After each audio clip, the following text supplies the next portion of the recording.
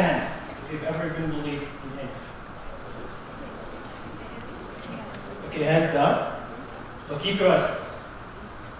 Now I want you to raise your hand if you've ever bullied someone else. Okay, you open your eyes now.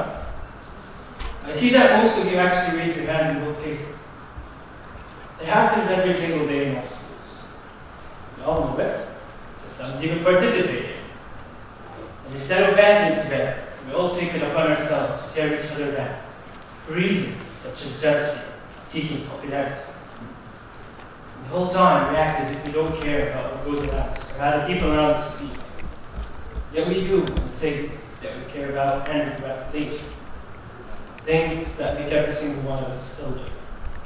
In different degrees, of course.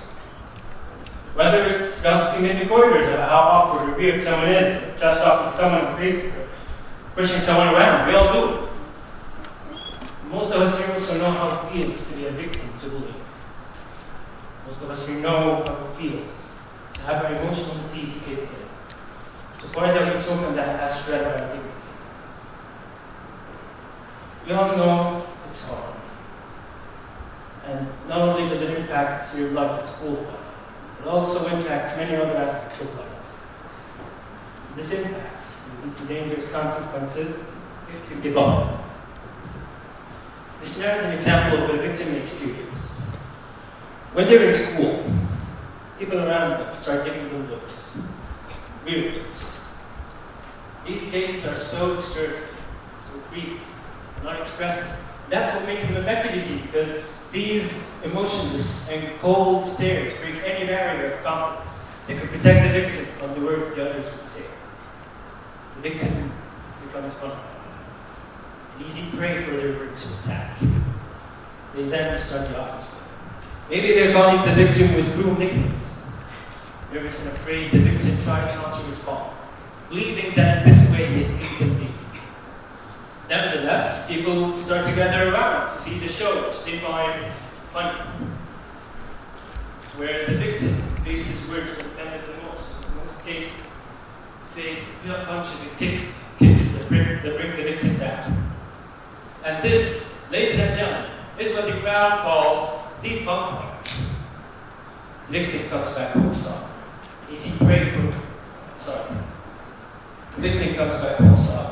Slams the bedroom door closed and expels all of the sorrow, pain, and anger inside, maybe screaming into the pillow, even staying still inside for a couple of hours until they empty their heart from all the feelings inside.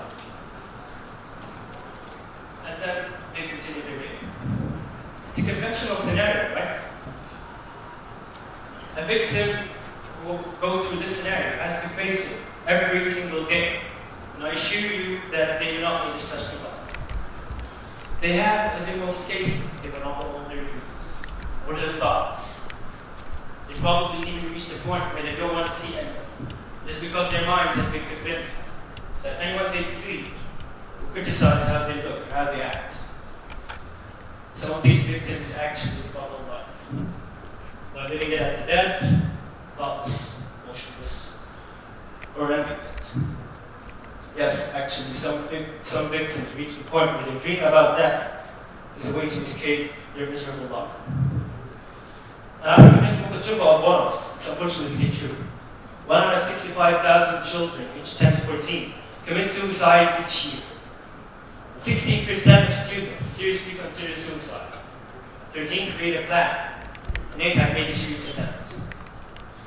But to be fair, these bullies aren't fully antagonists. They actually face many big problems in their life. One of these problems may be bullying. Some bullies find that reflecting what they had to face in the past, or what they are facing in the present, an honest way to escape the feeling of shame or anger, or maybe even healing the scars of the past, which were inflicted by other bullies. Or maybe they could have some other problems, such as problems in their family, problems with their own insecurities. Now, I'm not saying that these are excuses for bullies to do away from you. They're just reasons that they lead to bullying.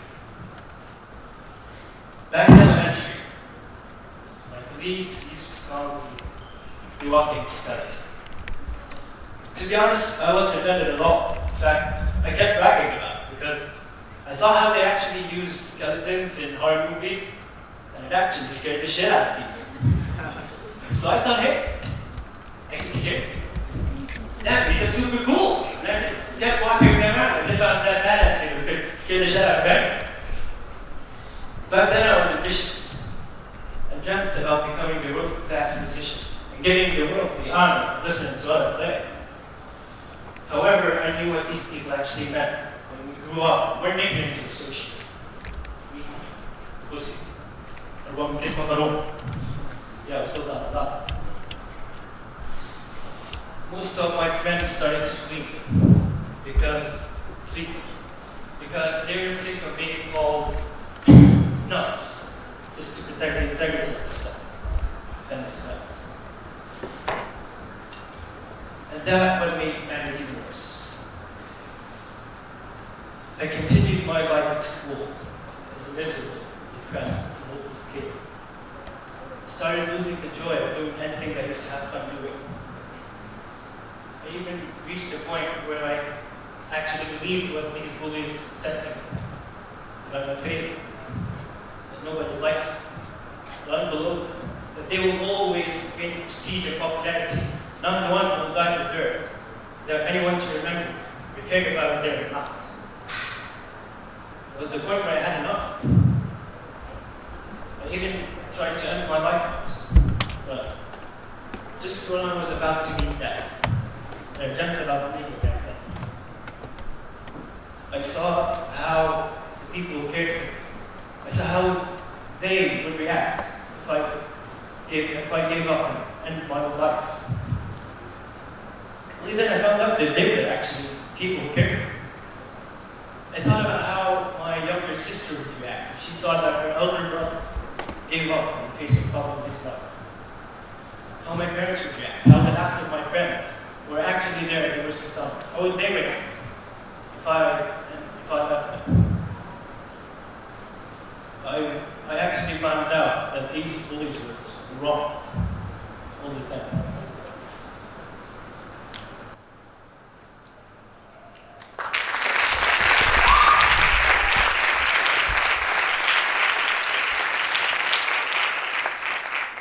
After listening to those who care, I was convinced that escaping these bullies was not the right way. I should actually face them. I should prove them wrong. I should show them that they were wrong when they called me a failure. That I could use my dreams to make my name in this white twisted world without hurting or abusing anyone or changing who I am just to be that cool popular guy. To everyone who has ever felt this way, or has been told these words, we're not alone. Have a second look around you. You'll find that there are actually people who care for you. Even if you found one person, I'm sure that one person will care for you and be there at the worst of times. Actually, one person to care for you is way better than 10 who act as if they do, yet they don't give a shit about you. Also, don't lose hope. If you've lost it already, try to find it. مش هقول لك بص لنص الكوبايه مليانه، مش كلنا عندنا نص الكوبايه مليانه. انا نفسي كنت بسمع الجمله دي كتير. بس كان دايما ربنا الكوبايه. بحس ان الكوبايه مش فاضيه غير لما نيجي ناكل كل حاجه. بص للمليان في الكوبايه حتى لو ده نقطه. صدقني العيش اسوء وابشع حياه مهما كان فيها قرف. لسه برضه فيها امل. حتى لو كان اكل نقطه.